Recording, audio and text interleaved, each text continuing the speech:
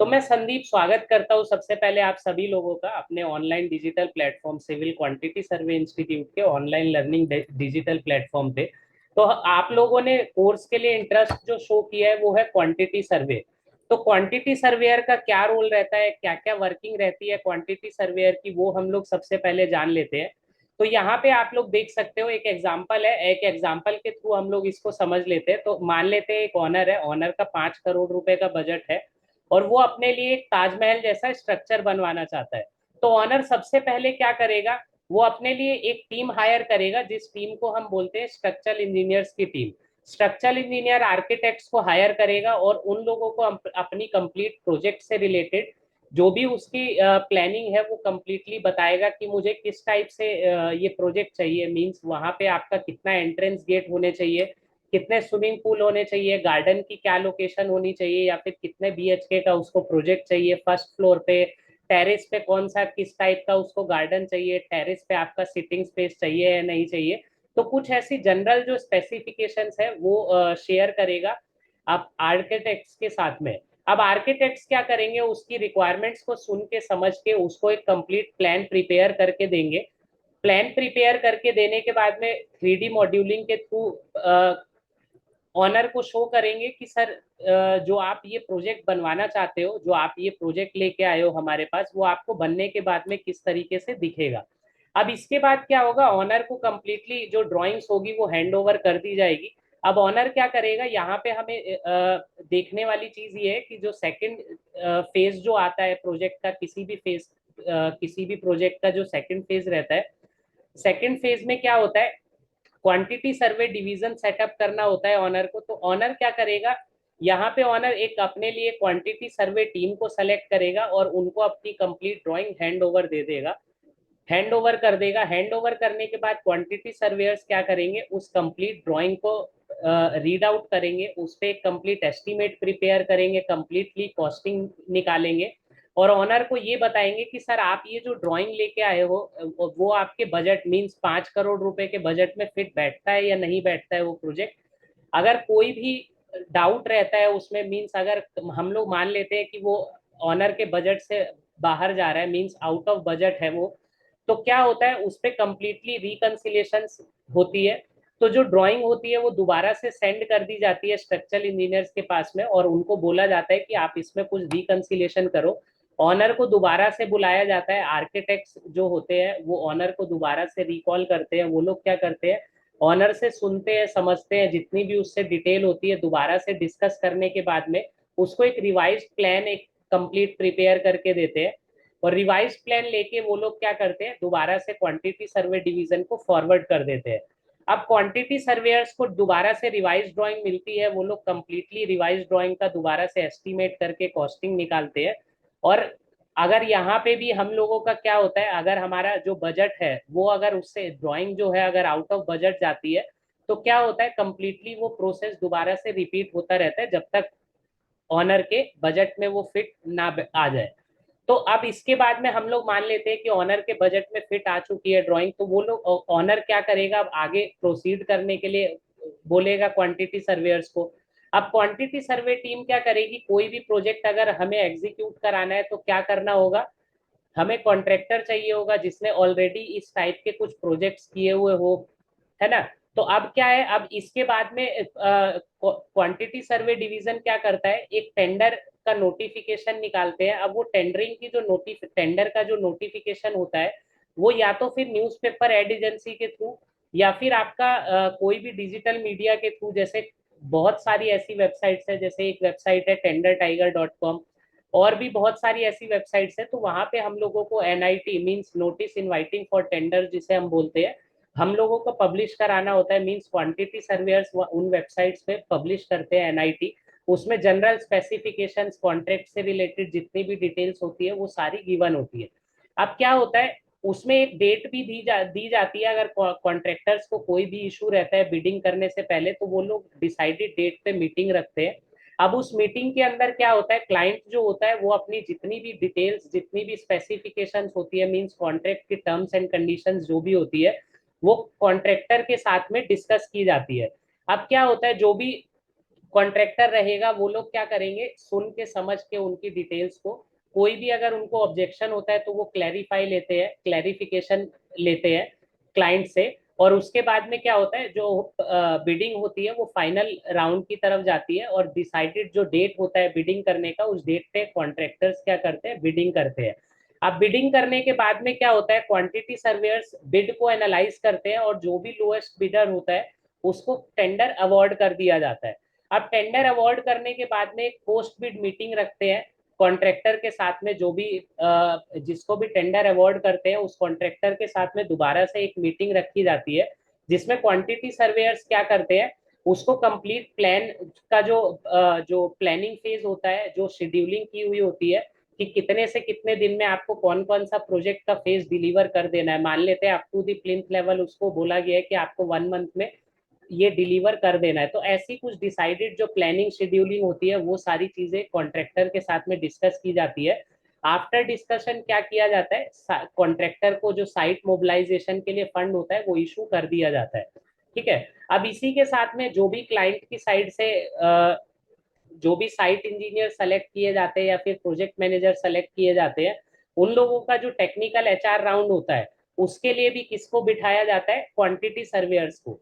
तो वो लोग कंप्लीटली क्लाइंट की साइड से वर्क करते हैं, मींस क्लाइंट की साइड से जितने भी इम्प्लॉयज के जितने भी टेक्निकल एचआर राउंड होते हैं वो सारे कंडक्ट करते हैं। तो इस टाइप से क्या होता है, ये कंप्लीट जो रोल रहता है क्वांटिटी सर्वेयर्स का वो प्री कंस्ट्रक्शन फेज में रहता है। अब जो हमारा प्रोजेक्ट होता है वो रन होने लग जाता है, अब क्या आता है, हमारा सेकंड फेज आ जाता है, during construction phase. During construction phase क्या होता है, कंस्ट्रक्शन का एक ऐसा फेज जहां पे हमारी कंस्ट्रक्शन जो है वो रन कर रही होती है। अब इस फेज के अंदर जो कॉन्ट्रैक्टर्स होते हैं वो लोग अपनी बिलिंग करेंगे। अब उन बिलिंग्स को, कंप्लीट बिलिंग्स को जो रिकंसिलिएशन होती है, मींस जो भी आपका मेजरमेंट शीट हो गया या सपोर्टिंग डॉक्यूमेंट्स होते हैं, वो सारी की सारी डिटेल्स चेक कौन करते हैं, क्वांटिटी सर्वेयर्स। उन वो क्वांटिटी सर्वेयर्स क्या है, कंप्लीट डिटेल चेक करके उसके ऊपर रिकंसिलेशन प्रिपेयर करके फाइंड आउट करते हैं कि कहीं हम लोगों ने कुछ एक्सेस मटेरियल तो नहीं इशू किया हुआ है, या फिर कहीं ऐसा तो नहीं है कि कॉन्ट्रैक्टर की साइड से कोई फॉल्ट हुआ हो जिसकी वजह से हम लोगों को कोई भी अपना स्ट्रक्चर डिमोलिश करना पड़ा हो, जैसे कॉलम है गलत कास्ट हो गया, हनी कॉम ज्यादा हो गया, तो उसकी वजह से कॉन्ट्रैक्टर ने क्या किया, उसको डिमोलिश कर दिया, और डिमोलिश करने के बाद में उसने हमारे से मटेरियल दोबारा से इशू करा लिया, तो क्या उसमें क्या है, क्लाइंट का जो बजट होता है वो बिगड़ने लग जाता है। अब उसी की वजह से क्या होता है, रिकंसिलेशन क्वांटिटी सर्वेयर्स क्यों प्रिपेयर करते हैं, इन्हीं सबको चेक करने के लिए कि कहीं जो भी हम लोगों का जो भी मेजरमेंट शीट आई है हमारे पास साइट से, उसी मेजरमेंट शीट के अकॉर्डिंग जो है वो रिकंसिलेशन प्रिपेयर करेंगे। अब वही चीजें फाइंड आउट करेंगे और कॉन्ट्रैक्टर के ऊपर फिर पेनल्टी चार्ज की जाती है कि सर आपने इस प्रोजेक्ट के लिए ये जितने भी आपने डिमोलिश कराए हैं उनके लिए जितना भी हमारा सीमेंट सैंड और एग्रीगेट आपने एक्स्ट्रा यूज किया है, रीइंफोर्समेंट जितना भी आपने एक्स्ट्रा यूज किया है, उसके लिए अब आपको पेमेंट करना होगा, या फिर आपके होल्डिंग जो पेमेंट्स है उसमें से हम लोग इतना पेमेंट डिडक्ट कर रहे हैं इसी रीजन से। ठीक है। अब इसी के साथ में और क्या चीजें चेक करी जाती है कि जो हम लोगों ने प्री कंस्ट्रक्शन फेज के अंदर प्लानिंग की थी, शेड्यूलिंग की थी, तो हमारा जो प्रोजेक्ट है वो उसी प्लानिंग उसी शेड्यूलिंग के अकॉर्डिंग रन हो रहा है या नहीं हो रहा है, कहीं उसमें कोई डिले तो नहीं है। अगर डिले कोई भी मिलता है कंप्लीट प्रोजेक्ट के अंदर, तो कॉन्ट्रैक्टर के ऊपर पेनल्टी चार्ज की जाती है, delay analysis complete report prepare की जाती है जो कि क्वांटिटी सर्वेयर्स करते हैं, और उसके बाद ये देखा जाता है कि कितने से कितना परसेंटेज प्रोजेक्ट जो है वो हमारा डिले चल रहा है, और उसके अकॉर्डिंग जो डिसाइडेड टर्म्स एंड कंडीशन होती है उनको रीड आउट करके कॉन्ट्रैक्टर के ऊपर पेनल्टी चार्ज की जाती है। तो ये जो रोल रहता है ये ड्यूरिंग कंस्ट्रक्शन फेज में आता है। तो अब हम बात कर लेते हैं पोस्ट कंस्ट्रक्शन फेज। तो पोस्ट कंस्ट्रक्शन फेज क्या होता है, किसी भी प्रोजेक्ट का एंडिंग फेज होता है जहां पे हमारा कंस्ट्रक्शन एंड हो रहा होता है या फिर एंड हो चुका होता है। अब यहाँ पे जो है पेमेंट रिलीजिंग का टाइम आता है, तो पेमेंट रिलीज करने से पहले क्वांटिटी सर्वेयर्स क्या करते हैं, क्यूए क्यूसी डिपार्टमेंट को ऑर्डर देते हैं कि आप लोग जाओ पूरे स्ट्रक्चर का आप लोग ऑडिट करके आओ, कहीं पे कोई फॉल्ट या फिर डिफेक्ट तो नहीं रह गया है जिसकी वजह से हम लोगों को आगे आने वाले टाइम में प्रॉब्लम हो, हमारी बिल्डिंग कोलैप्स ना हो जाए। तो इसी चीज की प्रिवेंशन के लिए क्वांटिटी सर्वेयर्स क्या करते हैं, क्यूए क्यूसी डिपार्टमेंट्स को ऑर्डर देते हैं कि आप लोग जाओ ऑडिट करके लाओ, चेक करके लाओ, कोई भी अगर फॉल्ट मिलता है तो उस फॉल्ट को एनालाइज करके उसका कंप्लीट एस्टिमेट प्रिपेयर किया जाता है, और जितना भी कॉन्ट्रैक्टर का होल्डिंग अमाउंट रहता है उस होल्डिंग अमाउंट में से जो भी एस्टिमेटेड वैल्यू आती है उसको डिडक्ट कर लिया जाता है। अब क्लाइंट कॉन्ट्रैक्टर जैसे ही उस फॉल्ट को या डिफेक्ट को प्रिपेयर कर देता है, मींस बना देता है, कंप्लीट रिपेयर कर देगा, तो क्वांटिटी सर्वेयर्स क्या है, हमारे अकाउंट्स डिपार्टमेंट को ऑर्डर दे देंगे कि ठीक है अब इन्होंने पूरा पूरा जो है रिपेयर कर दिया है स्ट्रक्चर को, अब आप इनका कंप्लीट पेमेंट रिलीज कर सकते हो। ठीक है, तो ये जो कंप्लीट रोल रहता है ये क्वांटिटी सर्वेयर का रोल रहता है हमारा प्रोजेक्ट के डिफरेंट डिफरेंट फेजेस के अंदर। अब हम लोग जान लेते हैं कि हम लोग इसमें बेसिक से लेके एडवांस तक क्या क्या चीजें सीखेंगे। तो मैं आपको पहले ही एक चीज क्लियर कर देता हूँ, ये जो भी कोर्स है इसकी सारी की सारी क्लासेस जो होंगी वो आपको लाइव प्लस में रिकॉर्डिंग के साथ में मिलेगी। 1 ईयर का आपको कंप्लीट इसका सपोर्ट मिलेगा। ठीक है, चाहे आप लाइव क्लासेस शेड्यूल करा लो या फिर आप लोगों को अगर ऐप के थ्रू ही हमारे अगर देखना है रिकॉर्डिंग तो वो भी आपके पास 1 ईयर वैलिडिटी के साथ में होता है। और जो कंप्लीट कोर्स है वो आपका मैनुअली प्लस में एक्सेल दोनों पे ही आपको कराया जाएगा। एक छोटा प्लान फिर एक मीडियम प्लान लेके, जैसे G+2 हो गया, G+10 फ्लोर हो गया, और आप लोगों को अगर कोई भी ड्राइंग चाहिए प्रैक्टिस के लिए तो वो भी मैं आपको प्रोवाइड कराऊंगा। और उसके बाद आप लोग ड्राइंग में से प्रैक्टिस करके मेरे से डाउट सेशन रखवा सकते हो लाइव। ठीक है, अब हम लोग देख लेते हैं कौन कौन से ऐसे फॉर्मेट्स हैं जिसपे हम लोग वर्क करते हैं। तो सबसे पहले जो हमारा फॉर्मेट आता है वो होता है calculator for concrete by PWD method. तो ये क्या है, ये एक कैलकुलेटर है जो कि कंक्रीट में से किसी भी आपकी कोई भी ग्रेड का कंक्रीट हो उसमें से आपको ये कैलकुलेटर ऑटोमेटिकली बता देगा कि कितना कितना आपका मटेरियल आपका कंज्यूम होना है, मींस कितना कितना आपका सीमेंट बैग, कितना सेंड, कितना एग्रीगेट आपका कंज्यूम होना है। तो यहाँ पे देख लेते हैं हम लोग, जैसे ही मैंने यहाँ पे वॉल्यूम चेंज किया ये आप देख सकते हो 50 क्यूबिक मीटर अगर मैं पुट करूंगा और एंटर करूंगा तो ये सारी की सारी वैल्यूज आपको ऑटोमेटिकली चेंज होती हुई नजर आएगी। तो ये देख लो सारी की सारी वैल्यूज चेंज हो गई है। जैसे ही हम लोग यहाँ पे पुट करते हैं तो ये हमें बता देता है ऑटोमेटिकली कि कंक्रीट की different different grades, means M5 M7.5 जो कि हम लोग जनरली लीन कंक्रीटिंग में यूज करते हैं, M10 M15 ग्रेड जो कि हम लोग जनरली अपना PCC वर्क में यूज करते हैं, M20 और 25 ग्रेड जो कि हम लोग जनरली यूज करते हैं अपना RCC वर्क के लिए, और बाकी इससे आगे की जो भी रेशोज या फिर ग्रेड होती है वो आपकी डिजाइन मिक्स में कंसीडर की जाती है। तो डिजाइन मिक्स क्या होता है, जब हम लोग लोड कैलकुलेशन कर रहे होते हैं स्टैड प्रो या फिर और किसी सॉफ्टवेयर की हेल्प से, तो वहां पे हम लोगों को कंक्रीट भी डिजाइन करना होता है। तो यहाँ पे क्या है, इस कैलकुलेटर ने आपको बता दिया है कि सीमेंट बैग आपका डिफरेंट डिफरेंट ग्रेड्स में कितना कितना यूज होगा, सेंड कितना यूज होगा, कितना एग्रीगेट हमारा यूज होगा, तो क्यूबिक फिट या फिर केजी में या फिर बैग में सीमेंट आपका कंजम्पशन है, केजी में है, वॉल्यूम में है। तो हर एक चीज की किस तरीके से हम लोग इसको प्रिपेयर करेंगे, कैसे बनाएंगे, मैनुअली इस पे हम लोग वर्किंग कैसे करेंगे, वो सब कुछ आपको इन डिटेल इन डेप्थ बताया जाता है। इसी के साथ में कितना हमारा 10 mm एग्रीगेट लगेगा, कितना हमारा 20 mm एग्रीगेट लगेगा। तो जैसे हम लोग जनरली जो हम लोग कंसीडर करते हैं 20 mm अगर हम लोग लेते हैं तो उसके साथ में हम लोग 10 mm भी मिक्स करके डालते हैं। 20 mm जनरली 40% और 10 mm हम लोग जो लेते हैं वो हमारा रहता है, सॉरी 20 mm जो हम लोग लेते हैं वो 60% रहता है, और 10 mm जो हम लोग लेते हैं वो हमारा 40% रहता है। ठीक है, इसी के साथ में कितना आपका स्टील कंजम्पशन हो जाएगा, जैसे कि अलग अलग डिफरेंट डिफरेंट कंपोनेंट्स के अंदर हमें डिफरेंट डिफरेंट स्टील हमें क्यूबिक मीटर यूज करना होता है। तो जैसे कि 0.2% 0.5% से लेके मैक्सिमम हम लोग 5 to 6% यूज करते हैं। इसी तरीके से वाटर कितना लगेगा, कितना आपका एडमिक्सचर लगेगा, तो ये कंप्लीट कैलकुलेटर आपको just in a single click ये बता देता है। इसी के साथ में नेक्स्ट आ जाता है हमारा मोर्टार। मोर्टार क्या होता है, जनरल जो मोर्टार हमारा देखने को मिलता है वो प्लास्टर में या फिर ब्रिक वर्क में हम लोगों को देखने को मिलता है। तो यहाँ पे आपको इस कैलकुलेटर में क्या चेंज करना है, जस्ट आपको length of wall, width of wall और थिकनेस ऑफ प्लास्टर, ये आपको तीन चीजें इंसर्ट करनी है। यहाँ पे ये कैलकुलेटर आपको ऑटोमेटिकली बता देगा डिफरेंट डिफरेंट ग्रेड्स के अंदर कि कितना आपका सीमेंट बैग लगेगा, कितना आपका सैंड लगेगा और कितना आपका वाटर लगेगा। ठीक है, डिफरेंट डिफरेंट ग्रेड्स के अंदर। तो मैनुअली कैसे हम लोग करते हैं और प्लस में आपका एक्सेल पे हम लोग किस तरीके से शीट बनाते हैं वो भी आपको कंप्लीट डिटेल प्रोवाइड की जाएगी। इसी के साथ में नेक्स्ट आ जाता है हमारा ब्रिक वर्क का कैलकुलेटर। तो ब्रिक हो, ब्लॉक हो, फ्लाई ऐश ब्रिक हो, फ्लाई ऐश ब्लॉक हो, कंक्रीट ब्लॉक्स हो, तो कोई भी आपका किसी भी टाइप का ब्रिक या फिर ब्लॉक हो, तो आप इस कैलकुलेटर की हेल्प से इजीली फाइंड आउट कर सकते हो कि नंबर ऑफ ब्रिक्स और उसमें लगने वाला मोटार या फिर जो भी आप केमिकल यूज कर रहे हो कितना आपका कंज्यूम होगा। इसी के साथ में कितना आपका अगर मोटार लग रहा है तो उसमें सीमेंट और सैंड आपका कितना कितना कंज्यूम हो जाएगा। उस सीमेंट और सैंड की जो हमारा मोटार होता है उसमें हमारा वाटर कितना कंज्यूम हो जाएगा, वो भी सारी की सारी डिटेल्स आपको बताई जाएगी। तो पूरा ये जो ब्रिक वर्क का कैलकुलेशन है ये आपको कंप्लीटली मैनुअली और प्लस में एक्सेल दोनों ही चीजों पे सिखाया जाएगा, बताया जाएगा। इसी के साथ में नेक्स्ट आ जाता है हमारा शटरिंग कैलकुलेटर। तो शटरिंग आपका कोई भी हो, चाहे आयरन मेटल शटरिंग हो या फिर आपका वुडन का शटरिंग हो, हम लोग कैसे इसको प्रिपेयर करते हैं, कैसे हम लोग ये फाइंड आउट करेंगे कि number of boards, number of battens, batten कितना क्यूबिक मीटर लगेगा या फिर आपका प्रॉप्स कितना, नंबर ऑफ प्रॉप्स कितना लगेगा। शटरिंग के लिए नेल्स जो हमारा आयरन नेल यूज होता है वो कितना केजी लगता है पर क्यूबिक मीटर में, ऑयल हमारा कितना कितना कंज्यूम हो जाएगा।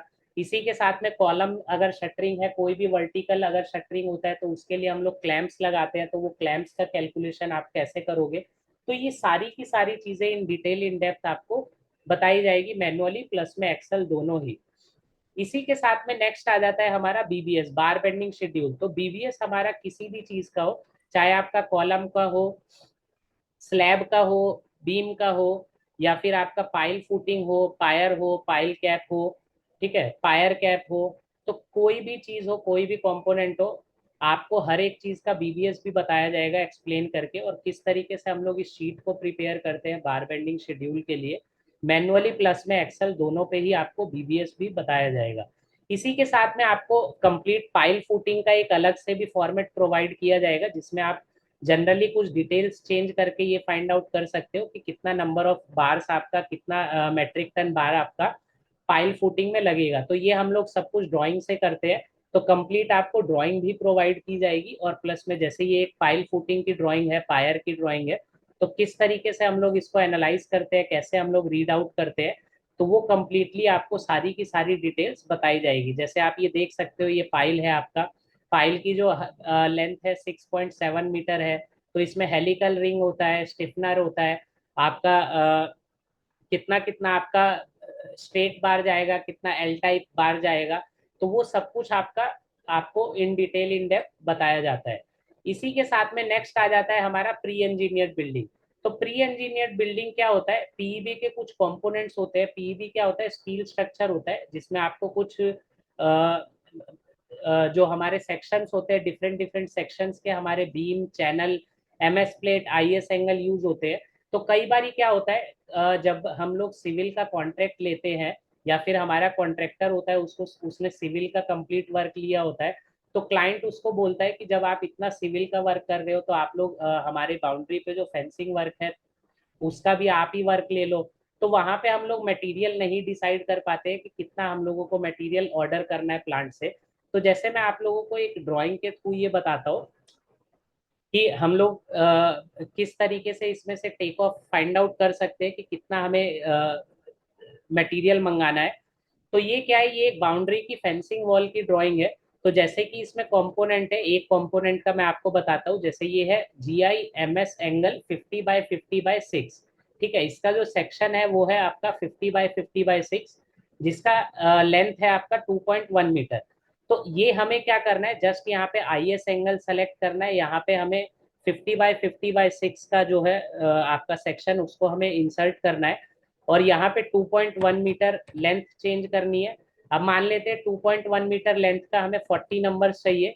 तो यहाँ पे मैंने ये कुछ डिटेल डाली ड्राइंग से देख के, इसने आपको आउटपुट बता दिया है कि 378 kg आपको ऑर्डर करना पड़ेगा। ठीक है, इसी तरीके से MS प्लेट हो गया, जो हमें देखने को मिलता है हमारा शटरिंग में भी। तो प्लेट हो गया, MS प्लेट हो गया, डिफरेंट डिफरेंट थिकनेस की आती है, तो सारी thickness as per IS code इसमें सेव्ड है। इसी के साथ में चैनल हो गया, तो चैनल का भी आपका सारे के सारे सेक्शंस यहाँ पे सेव्ड है। इसी के साथ में बीम आ गया, बीम का आपका चाहे H बीम हो, I बीम हो, ठीक है, तो ये सारे सेक्शंस आपके ऑलरेडी यहाँ पे सेव्ड है, तो आपको जस्ट सेक्शन सेलेक्ट करना है। इसी के साथ में लेंथ आपको चेंज करना है, नंबर सेम लेंथ का आपको कितने नंबर चाहिए वो आपको यहाँ पे इंसर्ट करना है। ये कैलकुलेटर आपको ऑटोमेटिकली बता देगा कि कितना क्वांटिटीज आपको ऑर्डर करना है। इसी के साथ में नेक्स्ट आ जाता है हमारा रेट एनालिसिस। तो रेट एनालिसिस का भी आपको कंप्लीट रेडीमेड फॉर्मेट भी मिलेगा, प्लस में आपको मैं बनाना भी बताऊंगा एक एक मटेरियल का कि किस तरीके से हम लोग रेट एनालिसिस का कंप्लीट शीट बनाते हैं। तो चाहे आपका कंक्रीट वर्क हो, मोर्टार वर्क हो, डीपीसी है, फ्लोरिंग है, ब्रिक वर्क हो गया, हाफ ब्रिक वर्क हो गया, टाइल वर्क है, स्कर्टिंग वर्क है, तो कोई भी आपका रेट एनालिसिस से रिलेटेड वर्क हो, वो हर एक चीज का आपको, चाहे लेबर का हो, मशीनरी का हो, चाहे हमारा मटेरियल का हो, किसी भी चीज का रेट एनालिसिस हो, आपको सारी की सारी डिटेल्स कंप्लीटली बताई जाएगी एज पर मार्केट भी और एज पर डीएआर डीएसआर के थ्रू भी। ठीक है, डीएआर डीएसआर क्या है? Delhi analysis rate, Delhi schedule rates. तो आप लोग अपने स्टेट वाइज कैसे उसको यूज करते हो वो भी आपको सारी चीजें एक्सप्लेन की जाएगी। इसी के साथ में नेक्स्ट आ जाता है हमारा लेबर आउटपुट एनालिसिस। तो कभी भी क्या क्या देखा जाता है, लेबर आउटपुट एनालिसिस हम लोग क्यों करते हैं कि जो हम लोगों ने वर्क कराया है उसमें हम लोगों को प्रॉफिट हुआ है या फिर लॉस हुआ है, या फिर आगे जो हम लोग वर्क कराने वाले हैं उस वर्क के अंदर कितना हमारा लेबर, कितना हमारा मेसन लग जाएगा। तो वो सारी चीजें फाइंड आउट करने के लिए हम लोग लेबर का आउटपुट एनालिसिस बनाते हैं, कितना हमारा उसमें एक्सपेंस होने वाला है। तो वो सारी की सारी डिटेल्स आपको प्रोवाइड की जाएगी, प्लस में ये आपको कंप्लीट कैसे हम लोग शीट भी प्रिपेयर करते हैं as per market, as per IS code, और एज पर जो भी आपका जो भी हमारा मार्केट के अकॉर्डिंग रहता है वो कंप्लीट आपको डिटेल्स इसकी भी प्रोवाइड की जाएगी। इसी के साथ में नेक्स्ट आता है हमारा बहुत ही इंपॉर्टेंट चीज, मशीनरी आउटपुट एनालिसिस। तो मशीनरी आपका कोई भी हो, ट्रैक्टर हो, जेसीबी हो, हाइवा हो, पोकलेन हो, टिल्टिंग या नॉन टिल्टिंग मशीनरी हो, रोड रोलर हो, बैचिंग प्लांट हो, या फिर आपका ट्रांजिट मिक्सर हो, या फिर एजेक्स फ्यूरी हो, तो डिफरेंट डिफरेंट टाइप्स की जो फ्यूरी होती है उसका हम लोग कैसे कैलकुलेशन करते हैं, कितने डेज के लिए हमें हायर करना पड़ेगा अपने किसी भी प्रोजेक्ट के लिए। तो ये सब कुछ आपको सारी की सारी डिटेल्स, रेट एनालिसिस उसका कैसे होता है, कंप्लीट आपको कितने डेज के लिए हायर करना है, प्लस में एक जेसीबी 1 घंटे में कितना क्यूबिक मीटर एक्सकेवेट करता है, तो ये सारी की रोलर का क्या कॉम्पेक्शन आउटपुट रहता है, तो ये हर एक चीज आपको इन डिटेल इन डेप्थ बताई जाती है। इसी के साथ में नेक्स्ट आ जाता है हमारा टेक ऑफ शीट। तो कंप्लीट आपको G+2 G+5 के प्रोजेक्ट में से कंप्लीट आपको टेक ऑफ शीट बनानी बताई जाती है। इसी टेक ऑफ शीट की हेल्प से हम लोग क्या करते हैं, क्वांटिटीज पंच करते हैं बिल ऑफ क्वांटिटीज में। तो बिल ऑफ क्वांटिटी क्या होता है, कैसे हम लोग कंप्लीट प्रिपेयर करते हैं, वो भी सब कुछ आपको बताया जाएगा। ठीक है, इसी के साथ में नेक्स्ट आ जाता है, अगर आप लोगों को ये शीट नहीं प्रिपेयर करनी है, टोटल टेक ऑफ शीट अगर आप लोगों को नहीं प्रिपेयर करनी है, तो आप लोग इस रेडीमेड शीट को भी यूज कर सकते हो। तो जैसे ये है कंप्लीट टेक ऑफ शीट है, तो टेक ऑफ शीट में जस्ट आपको क्या करना है, जैसे ये हमारा पीसीसी का वर्क है, डिफरेंट डिफरेंट फुटिंग के लिए हमारा डिफरेंट डिफरेंट पीसीसी होगा। तो सेम फुटिंग आपका कितने नंबर है, लेंथ डालना है आपको, विड्थ डालना है, और डेप्थ ऑफ फुटिंग डालना है। कंक्रीट ऑटोमेटिकली आपको कैलकुलेट होके मिल जाएगा, शटरिंग एरिया ऑटोमेटिकली पता लग जाएगा, bitumen paint automatically, polythene sheet automatically आपको ये शीट कैलकुलेट करके बता देगी। इसी के साथ में आरसीसी हो गया, नेक कॉलम हो गया, प्लिंथ बीम हो गया, प्लस में सुपर स्ट्रक्चर की बात करें तो कॉलम्स हो गए, रूफ बीम हो गए, प्लास्टर हो गया, जितनी भी चीजें है हर एक चीज का आपको टेक ऑफ शीट कंप्लीट मिल जाएगा। तो आप इस शीट को एज इट इज यूज कर सकते हो अपने किसी भी प्रोजेक्ट के लिए। इसी के साथ में नेक्स्ट आ जाता है डेली वर्क रिपोर्ट। तो daily work report, daily site report कैसे हम लोग प्रिपेयर करते हैं, कैसे बनाते हैं, क्या कंप्लीट फॉर्मेट रहता है, वो भी सब कुछ आपको एक्सप्लेन करके बताया जाता है, प्लस में बनाना भी बताया जाता है एज पर ऑन एक्सेल, कि आपको एक्सेल पे किस तरीके से ये शीट प्रिपेयर करनी है, कैसे बनाओगे आप लोग, ये सारी की सारी चीजें आपको इन डिटेल इन डेप्थ बताई जाती है। इसी के साथ में बहुत ही इंपॉर्टेंट चीज आती है हमारी मटेरियल रिकंसिलेशन, लेबर रिकंसिलेशन और मशीनरी रिकंसिलेशन। कि हमारा जो प्रोजेक्ट में मशीनरी, लेबर या फिर मटेरियल यूज हुआ है वो as per the requirement use हुआ है, कहीं वहां पे कोई चोरी तो नहीं हुई है, कहीं कॉन्ट्रैक्टर ने कोई भी स्ट्रक्चर में फॉल्ट कर दिया उसकी, जिसकी वजह से हम लोगों को मटेरियल ज्यादा इशू करना पड़ गया हो। तो कंप्लीटली हम प्रोजेक्ट का, पूरे प्रोजेक्ट का, होल प्रोजेक्ट का हम लोग वेरिएशन कैसे फाइंड आउट करते हैं, ये सब कुछ सारी डिटेल्स आपको बताई जाएंगी। इसी के साथ में नेक्स्ट आ जाता है हमारा बीओक्यू। तो ये हमारा सेल्फ मेड बीओक्यू का एक फॉर्मेट है जिसमें आपको लगभग लगभग सारी की सारी चीजें सिविल से रिलेटेड मिल जाएगी। तो कंप्लीट आपको ये बीओक्यू का फॉर्मेट भी हम लोग शेयर करेंगे, प्लस में हम लोग इसको कैसे बनाते हैं ये भी आपको कंप्लीटली बताया जाएगा। इसी के साथ में नेक्स्ट आ जाता है चेकलिस्ट। तो चेकलिस्ट क्या होता है, किसी भी वर्क को चेक करने की एक लिस्ट होती है। जैसे एंटी टर्माइटिंग है तो एंटी टर्माइटिंग वर्क के लिए आपको क्या क्या चीजें चेक करनी है, तो आप इस चेकलिस्ट की हेल्प से वो चेक कर सकते हो, फाइंड आउट कर सकते हो कोई भी फॉल्ट। इसी तरीके से नेक्स्ट आ जाता है स्ट्रक्चरल बैकफिलिंग। अगर हमारा बैकफिलिंग वर्क होना है तो उस बैकफिलिंग वर्क के लिए हम लोगों को क्या क्या चीजें चेक करनी है, तो ये सब कुछ आपको मिल जाएगा रेडीमेड। जैसे कंक्रीट पोर कार्ड हो गया, फिर आपका कंक्रीट पोस्ट पोर पोर कार्ड, पोस्ट इंस्पेक्शन रिपोर्ट हो गया। कंक्रीटिंग होने के बाद में क्या क्या चीजें आपको चेक करनी होती है टाइम टू टाइम। इसी के साथ में शटरिंग का वर्क हो गया, शटरिंग अगर हो रहा है हमारा तो उसमें हमें क्या क्या चीजें चेक करनी होती है। तो ऐसे ही बहुत सारी ये चेकलिस्ट के फॉर्मेट है जो कि आपको रेडीमेड मिलेंगे, जिसे आप एज इट इज अपनी साइट वर्क के लिए यूज कर सकते हो, या फिर ऑफिस में अगर आप हो तो आप ऑफिस में भी से भी ऑर्डर दे सकते हो कि साइट पे साइट वालों साइट इंजीनियर्स को कि आपको ये सारी चीजें चेक करानी है टाइम टू टाइम। जो भी वर्क होगा हमारा तो आपको इन चीजों इस लिस्ट में से ये सारी की सारी डिटेल्स आपको चेक करानी है। इसी के साथ में नेक्स्ट आ जाते हैं कुछ थ्योरी नोट्स। जैसे ये बार बेंडिंग शेड्यूल की थ्योरी है। हमारे इस कोर्स में आपका 3 से 4 लेक्चर जो रहता है वो थ्योरी का रहता है, तो कम्प्लीटली यूजफुल थ्योरी होती है जो कि इसी कोर्स से रिलेटेड आपका रहेगा। तो कंप्लीट हम लोग थ्योरी नोट्स भी प्रोवाइड करते हैं आपको, जैसे ये बुक की फॉर्म में आपको थ्योरी नोट्स भी मिलेंगे टाइम टू टाइम। तो ये आप लोग देख सकते हो। जैसे ये बिल्डिंग लॉ की थ्योरी है, बिल्डिंग से रिलेटेड कंप्लीटली आपका थ्योरी है। इसी के साथ में जो नेक्स्ट थ्योरी आ जाती है हमारी, वो आती है एस्टिमेशन। एस्टिमेशन कंप्लीट आपको ई बुक एक मिलेगी। तो इसी टाइप की आपको थ्योरी नोट्स भी कंप्लीटली प्रोवाइड करते रहेंगे टाइम टू टाइम। तो ये जितना भी चीज मैंने आपको शो की है ये सब कुछ आपका कोर्स का आउटपुट है। मींस कंप्लीटली अगर आपको डिटेल में नॉलेज चाहिए तो आप लोग इस कोर्स को ज्वाइन कर सकते हो। और ज्वाइन करने के लिए आप इस नंबर पे कॉल कर सकते हो, 9315477756। तो अगर आप लोगों को इस कोर्स में एनरोलमेंट लेना है, आपको अगर इस कोर्स को करना है तो आप लोग इस दिए गए नंबर पे कॉल कर सकते हो, 9315477756। इस पे आप कॉल भी कर सकते हो और मैसेज भी कर सकते हो। Okay, thank you.